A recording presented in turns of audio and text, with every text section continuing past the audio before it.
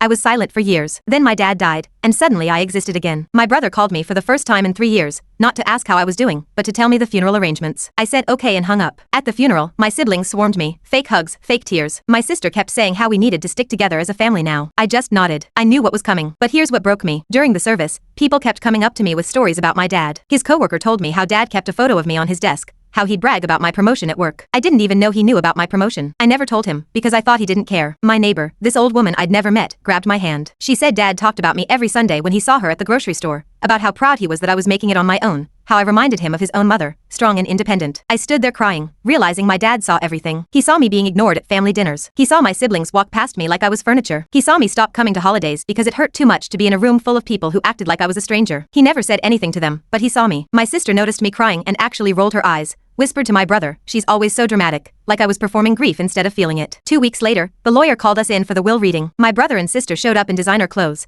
already arguing about who should get the house. My sister was on her phone looking up property values. My brother had literally brought a calculator. I sat in the corner in my work uniform, still wearing my name tag from my shift. I'd taken the bus there because my car was in the shop, and I couldn't afford the repair yet. They didn't ask if I needed a ride. They didn't even ask how I was getting there. The lawyer asked if everyone was present. My sister didn't even look at me when she said yes. Then he started reading. Dad left everything to my siblings: the house, the cars, his savings, his investment accounts. They were smiling, nodding. My brother already texting someone. My sister was literally sketching kitchen renovation plans on her notepad. I felt sick, but also I felt nothing. Like, of course this is how it would go. Then the lawyer said, however, there's a condition. The room went cold. My sister's pen stopped moving. Before they can access any inheritance, each sibling must tell one specific memory they have of spending time with their youngest sister. One genuine memory of time spent together. Just one. My brother's face went white. My sister started stammering. Well, we used to. The lawyer waited. We all waited. My brother tried first. We grew up in the same house. The lawyer shook his head. That's not a memory of time spent together. My sister was sweating now. We had family dinners. The lawyer looked at her. Can you describe one? A specific one? She couldn't. She looked at my brother. He looked at the floor. 5 minutes of painful silence. They couldn't do it. Not one memory. My sister started crying, actual tears this time. This isn't fair. We were busy. We had lives. My brother suddenly pointed at me. You never tried either. You just sat there being quiet and weird. I felt something break open inside my chest. The lawyer cleared his throat. In the event they cannot fulfill this requirement, everything goes to her instead. My sister started screaming that it wasn't fair, that I must have manipulated dad,